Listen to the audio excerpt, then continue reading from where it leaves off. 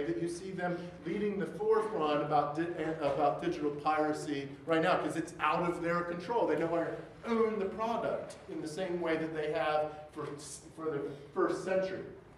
Similarly, we're going to talk in the next week or two about the development, the coming down of the Production Code Administration, a form of Hollywood self-policing.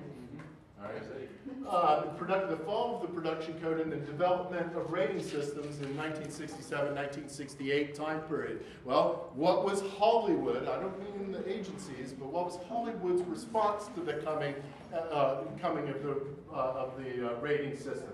Similarly, I've already introduced to you, at least a little bit, the ways in which a DVD's release actually has effects on the movie's production.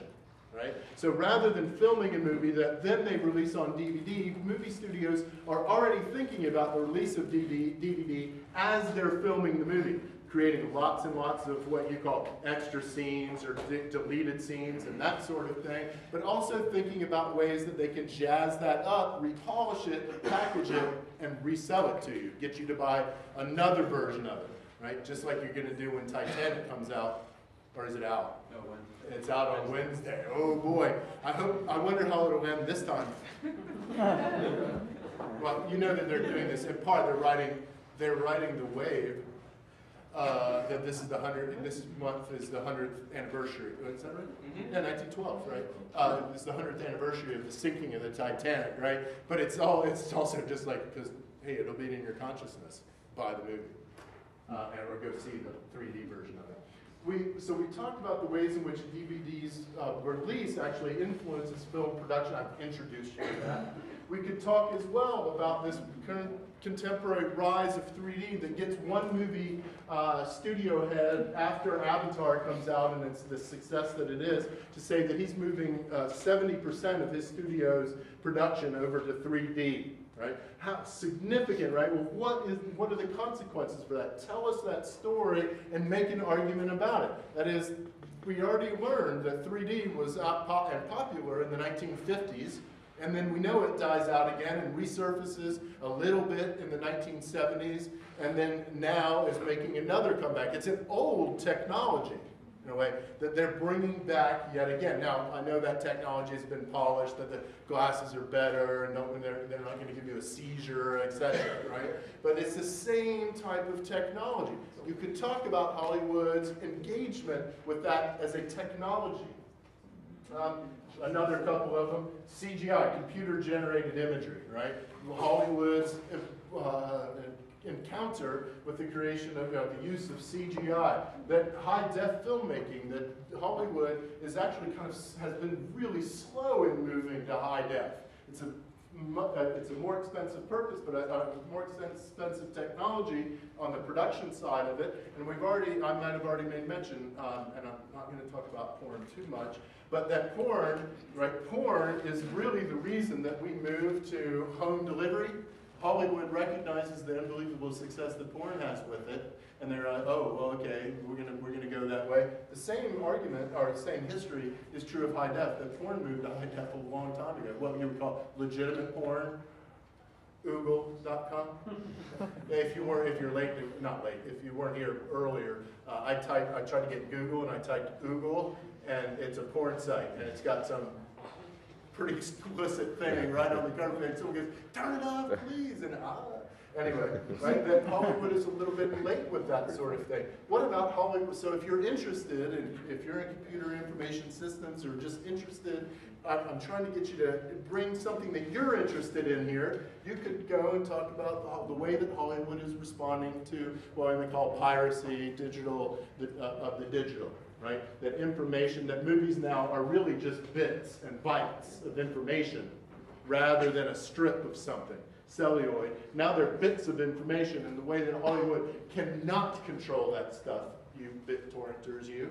If before you came to Georgia State, you could sit in my office, maybe if you wanted to, sit in my office and BitTorrent, you could download movies in like 20 minutes. You could get in, someone could have, in my office, gotten the entirety of Final Cut Pro, which is like a $2,800 software program. If you buy the entire thing, you could have hypothetically speaking, you could have downloaded that in like, I think it was, it could have been like an hour and 45 minutes. Like, fast, right? All illegal, totally illegal. Now you can't BitTorrent at all through the GSU web server. Is that still correct? Like you can't go to Pirate Bay or BitTorrent or Torrent. Do you know what BitTorrents are? You can. Well, maybe that's where you want to go find out. Yeah, anyway, it's illegal. It's not peer. It's called how do you call that?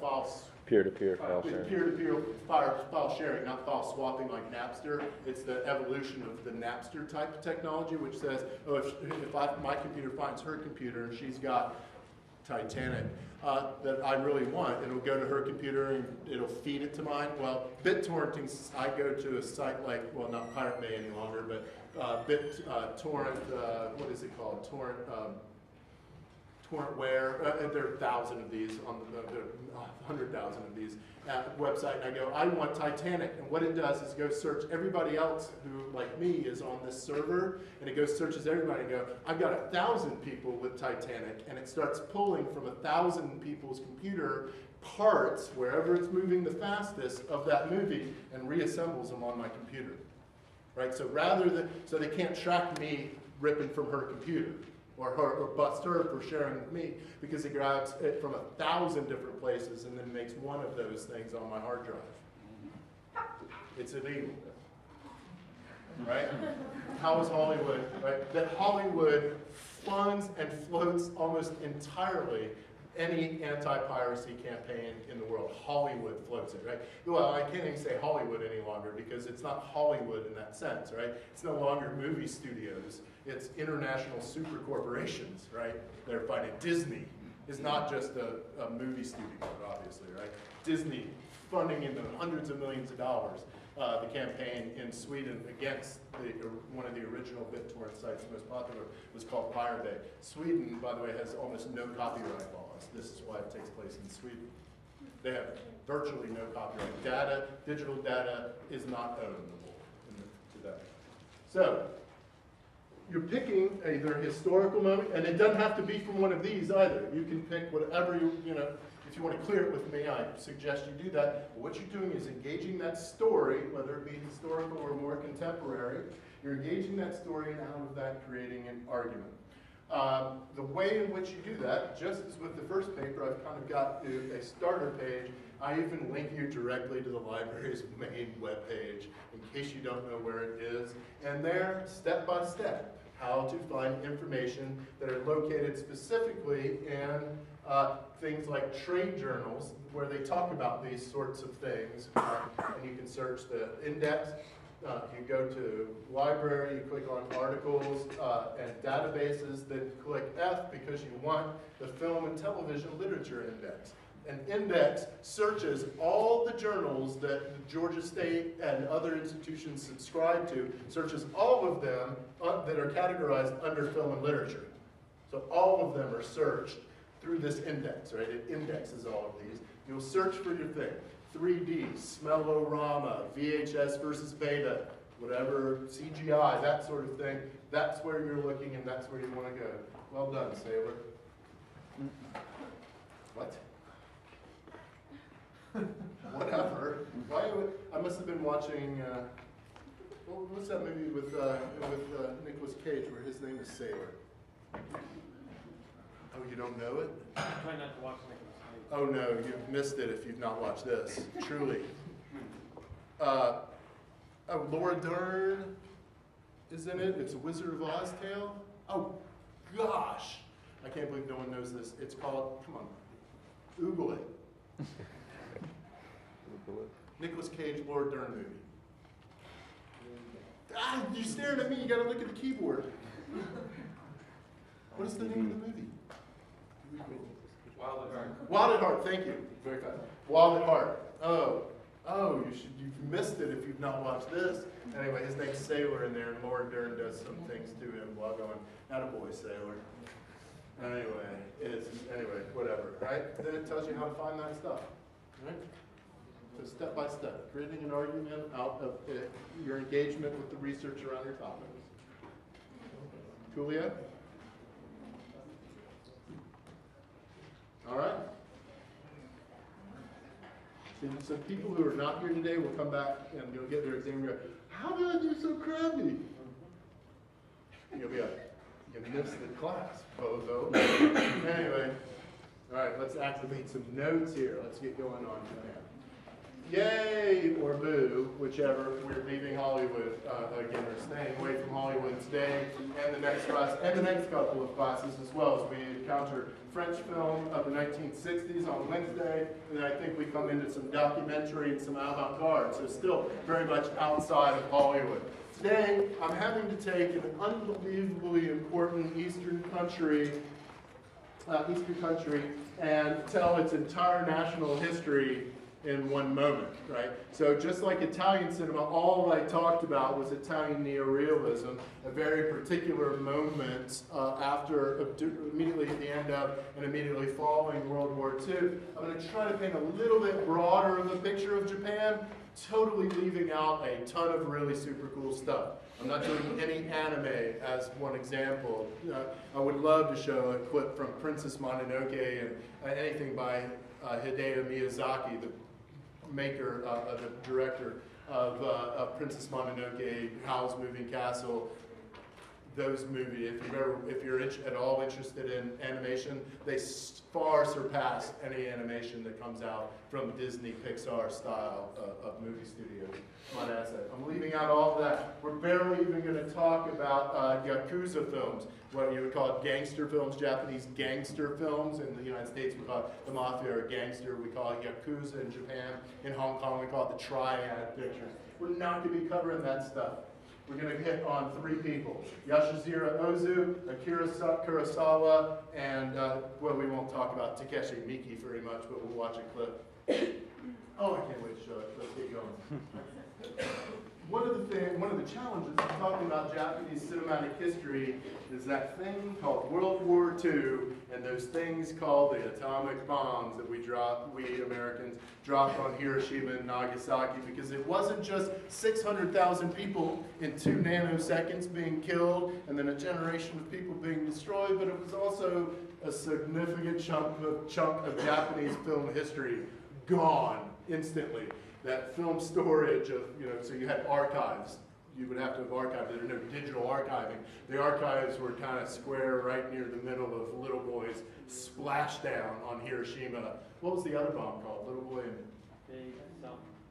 Big Son. Fat Boy. Little Boy, Fat Man. Right in the target zone. So we destroy inadvertently, I don't know if it was inadvertent or not, but much of the histories of Japan. So I can't show you, they're very, very little of Japanese cinema and what they produced in the years leading up to World War II. But we can trace the evolution of the earliest Japanese cinema, because it'll connect to more contemporary conversations you could have elsewhere. We'll draw out that development of early Japanese cinema in the way that we did with Euro and American style of filmmaking, out of life theater, out of the novel, and the types of stories that they started telling. And we have to back up a little.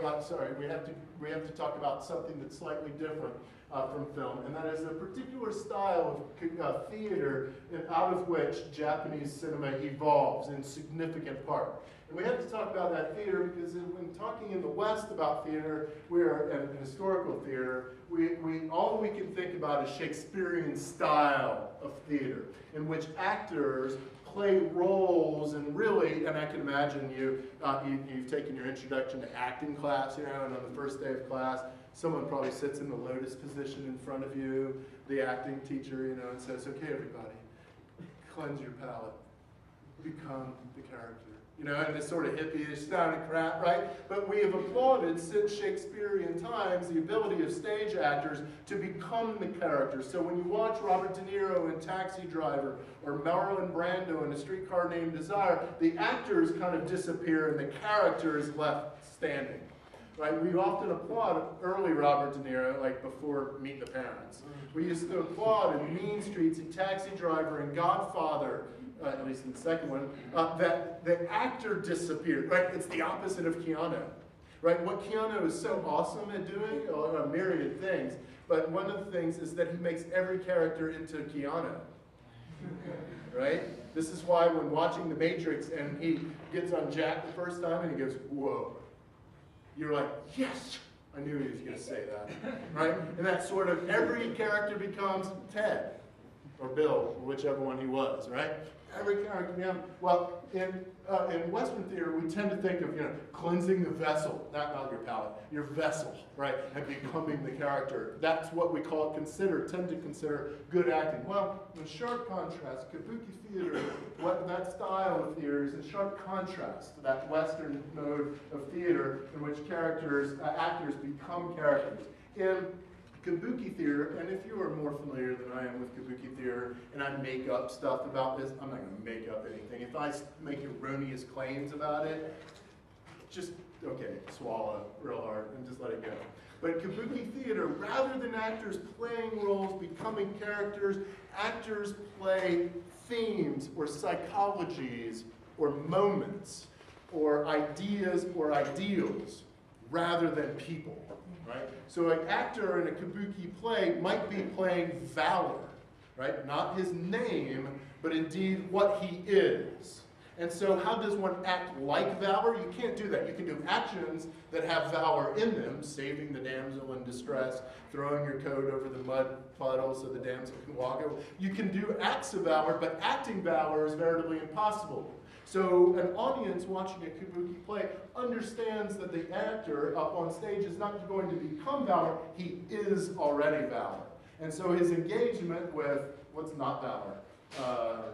What is it? Cowardice, right? That cowardice might be another character, and it's the exchange between valor and cowardice that is of the interest. That's the story. Not the actors playing and becoming those roles, but the engagement of those ideas in that way. I got a good clip from Scrubs in just a moment to show you an example of Kabuki. But actors in Kabuki theater, rather than becoming characters, actors were exceedingly staid, S-T-A-I-D, like forced and rigid. So valor comes in contact with cowardice, and their dramatic sword fight might be that. Just valor striking with the sword, his sword, because you'll see there are no women in this moment, his sword, and non-valor, cowardice falling over, dishonor going down. And it reifies cultural beliefs about the notion of valor overcoming dishonor or something like that. And so it's very, in that sense, melodramatic, right? Rather than actors acting out parts, they're acting out ideals in that way. There were, in the high time of Kabuki theater, at the end of the 19th century, there would have been no women actors. Straight up sexist sort of thing. Women characters would have been played by little boys. And also their faces, if you've ever seen any style of Kabuki, you've seen their faces are painted. That is, unlike Western theater where my face acts, right? I do things, I look, you get reactions, and etc. Here, a face that is painted can't change. Right? In the scene, it can't change. So it's about that idea, valor in our instance, or courage, or something like that. And so the notion of realism, of a female character here, they didn't care about realism. It didn't need to be a woman's body in that sense, because they weren't interested in realism in the way that Western style of live theater was oriented. Similarly, and this is a crucial point, that Kabuki theater often was accompanied by a character whose title would have been the benshi, number 2 up front. And the benshi is important for cinema's evolution out of this, because the benshi was a character who stood at the front of the stage and told the audience what was happening on stage. In Western theater, their dialogue does that. Their action does that stuff for us. They communicate, they argue, they fight, they love, whatever they happen to do. That communicates the story for us. When Japanese Kabuki and No-style theaters, a benshi is often going to be standing at the front and interpreting the stage events for the audience, telling them what characters are, what they're doing, and etc. This is going to be important because as cinema evolves in the first 50 years of the 20th century, Japanese cinema evolves, they are able to make films that jump much less beholden to linearity and flow, because their movies are going to have a benshi. Somebody at the screening of the movie who's going to be watching the movie, remember it's silent, you're going to be silent in that time, you're going to be watching the movie and telling the audience what's going on in it. So they can jump much greater in terms of time and space to anywhere whatsoever because the film knows that somebody's going to be telling the audience where we are now. If you remember watching Trip to the Moon, we saw, actually, we heard a voiceover that was very much like that. If you recall, the guys are sleeping on the surface of the moon and then it starts snowing, and then the guys all walk to the kind of back frame and they disappear down, we see, and the voiceover narrator says, they descended into the cave of the giant mushrooms, right? Méliès would have had somebody standing up telling people what was going on, because to cut from one scene to another in 1902, one scenic place to another was radically new. So Méliès even kind of uses that idea of somebody who interprets and guides, interprets the screen image and guides the spectator through that stuff as well. So early Japanese cinema is going to be freed much more in that sense from the linearity of time and space, because eventually you can interpret that stuff for them as well. We're also not going to have women in Japanese movies until the 1930, 1935 time period. I'm not going to ask you that date, but just think how unbelievably late in the 20th century that is in terms of Western style of evolution of women in society and acknowledgement of women in society. So similarly, so now I've kind of painted the history of the earliest evolution of Japanese cinema, and then we get to right around the time of World War II. So post-war, we're really meaning around the notion of World War II.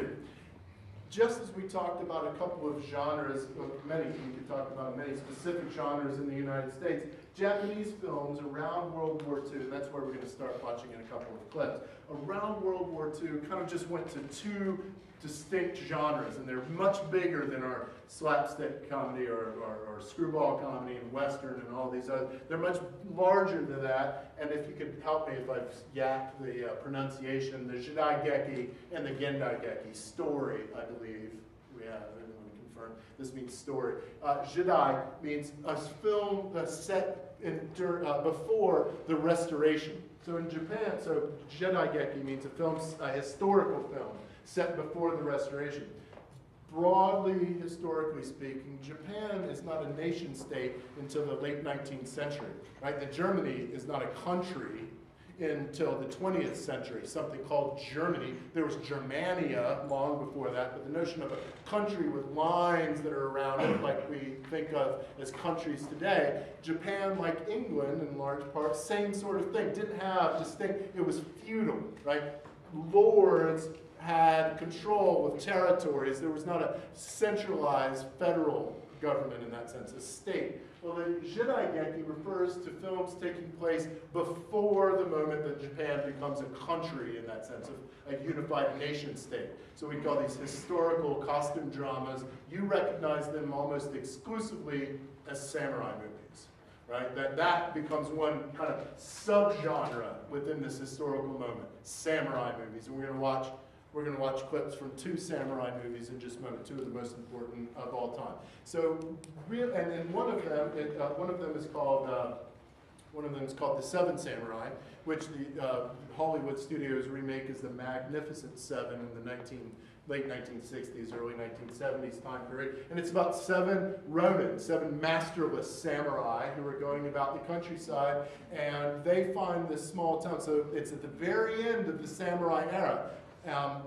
Which is like the 1860s, 1870s time period. So these Ronin, these masterless samurais, are looking for work in an era in which the samurai doesn't matter so much anymore. And there's this town they stumble upon that is assaulted 2 times a year by a group of bandits. They come in and they take all of their food, and they take all of their women. And they are sick and tired of this happening so regularly that they hire these samurai in order to protect them. And so in hiring them, the samurai in 3 hours and 20 minutes are going to take the time to get rid of these bandits. We're going to watch a great battle sequence from that movie. And in that, a couple of them are going to die. A couple of those 7 samurai are going to die. And at one point, they're going to be battling in the final sequence. I think we're going to see this sequence. They're battling in the traditional samurai, crazy sort of hand-to-hand, generally hand-to-hand, and also with bows and arrows, tucked away, and a gun is going to ring out. You can hear a gunshot, and everybody's going to freeze like, what the was that? Remember, we're at roughly the 1860s time period when the handgun was now becoming much more commonplace. Really, one of the reasons that the notion of samurai dies out is because you no longer have to be good at hand-to-hand combat, right? You can stand like that joke in Indiana Jones where, you know, the Arab guy, the vaguely Arab guy sitting there with his giant sword and everyone's like, ooh, what's Indy gonna do? And he just goes, poof, you know, and shoots him, right? That sort of thing. That's why everyone freezes. You're like, oh my gosh, what's that? It really does bring an end to the idea of the samurai who needs to be good at hand-to-hand combat in that way. So again, period piece, you know, taking place at a certain historical moment, pre-restoration, and one subgenre of that we're going to call the samurai movie. The Gendai-geki is a story of contemporary life, right, taking place in a contemporary type of setting. The first clip we're going to watch today is from Yoshizuru Ozu's film called Tokyo Story. That's like real small print to you in the back, I imagine. Ooh. Yoshizuru Ozu's film called Tokyo Story. It's going to be taking place in the post-World War II time period, dealing with real issues and challenges of a changing Japan. A contemporary story, Gendai-geki, a film set in the contemporary moment. So under that, we're going to get the Yakuza, which I don't have written. Oh man, the Yakuza, Y-A-K-U-Z-A. Yakuza. I think if you scroll down, it might even be there. Is it? I don't know. I don't have the notes. No. Thanks. No, it's not. Any color. It doesn't matter. Maybe. Oh, this is so awesome. I can carry you around everywhere. Yakuza. A contemporary. So now we're Gendai-geki, a subgenre in this big thing called contemporary life movie. Now, Yakuza is what we're going to call the gangster film, or the triad. In Hong Kong, we call it a triad film. In the United States, we tend to call it a gangster with an ER, as opposed to a gangsta, a Yakuza film. All right, so let's check out Yoshizuru Ozu. Now, one of the things you're going to find is that your eyelids are going to get heavy as can be. You're watching Yoshizuru Ozu's Tokyo Story. But no, we'll go ahead and watch it. I haven't put it in? What? I didn't put it in. I can't. That can be, I guess. Ah. Oh man, you guys are like making me talk like paper, and I'm not getting down with my lip. Guess I just made my non-preparedness your fault. That's pretty slick right there, wasn't it? Wait, no, yeah, open it. Ah, crap. I like being prepared. Remember, on the end of the semester evaluations, it says, was well prepared. If you go most of the time, that's still pretty darn good. Yeah, I'll go ahead and get this other one started in here. Seven Samurai. As well. Another player. Let's go to DVD. It's dramatic. Notice what first of all, before I get to it, notice what I've said to it. Notice what I've said about it. I said you're going to get bored real quick because there's nothing is going to happen in this movie. We're going to watch a couple get ready to take a trip to go and see their children who are now in Kyoto and Tokyo and one other city. They're going to end up making it to Tokyo. And that's all we're going to watch, is them encounter their different kids in different places.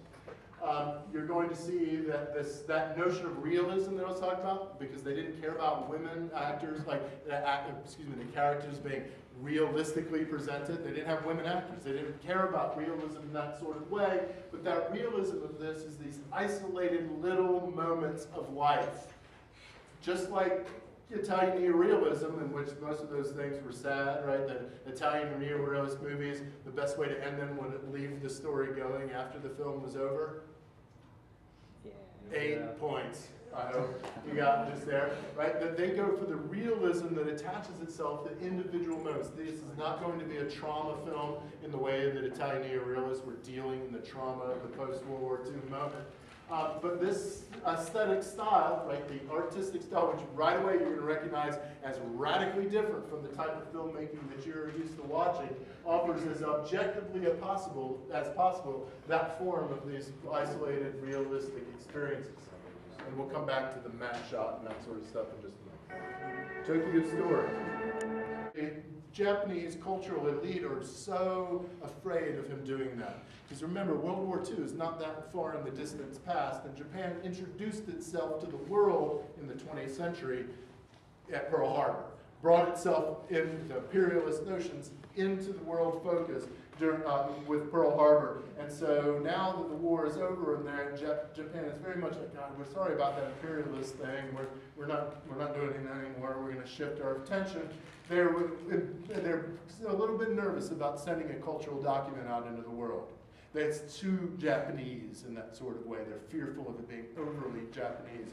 When it makes it to the, I think it's the Berlin Film Festival, it wins all the awards at the festival and instantly makes Akira Kurosawa into an international superstar director. And he continues to make, and he makes a movie every year and a half or something like that. And those movies continually count as some of the greatest movies I've ever made. I've already indicated that many of his films are remade by people in the United States. He liked, we talked about Howard Hawks, we didn't talk about John Ford, but he's a Western, he made Westerns. And other classical Hollywood cinema directors, so unbelievable commitment, relationship back and forth between the United States and Japan, as started by Akira Kurosawa. I hope we get to watch Ozu's Tokyo Story in a minute because it's so in sharp contrast to this style of story. So again, now we're at Akira Kurosawa and we're going to check out Seven Samurai. I hope. She's not in it. There might be no women in this movie. Oh, no, there are. And they all squeal. Like that. That's all they do in the whole movie. Oh, come on now. Okay. Now, let's check out. Okay, we're getting this stuff. Very good. We need to go way to the end. Oh my gosh, the last battle. We are now 3 hours into it. Let's see. We're 3 hours and 13 minutes into the movie. So, if you recall, I said it's about this tap. I can let it go and be silent because nobody's. I hope subtitles are automatic. Please be automatic. Actually, I need to pause this. So it's about this time. This is the last battle where they're going to defeat the rest of the there are four now remaining samurai. 3 of them have died, so there are 4 remaining samurai. They're going to do the last battle with the bandits who keep riding through town. We're going to watch that battle, and it's after that. Don't worry about the dialogue. There's almost no dialogue through the movie. On the notes, it suggested that, and I'll come back to this, that Kurosawa uses the telephoto lens in a way in which other filmmakers would never ever have done. That's what a telephoto lens in effect does. If I could stand on the beach in Hawaii and film surfers on consecutive waves, so let's say that I could be on the beach with a camera and that looking straight out I could see a guy on a wave here and a guy on a wave here. Let's act as if I could film both of those things. In Hawaii, you want a telephoto lens to be able to film a surfer, so that, because he surfs from so far away. He surfs so far offshore in most of the breaks, right? So a telephoto lens, if I could have surfer 2 and surfer 1 here, and I zoomed in with my telephoto lens, this is what happens. That is, the furthest thing in the distance comes ratio-wise much closer to the camera. So if you could see both of these things, it would look like wave 1 and wave 2 were almost right on top of one another, because this distance has been shrunk so much. You get what I'm saying? Right? So what happens by using a telephoto lens, he's got one running right now, as I'll let it roll in just a moment, you'll see a totally weird sense of spatial depth. You can't tell how far this surfer is away from that surfer. Distance is foreshortened.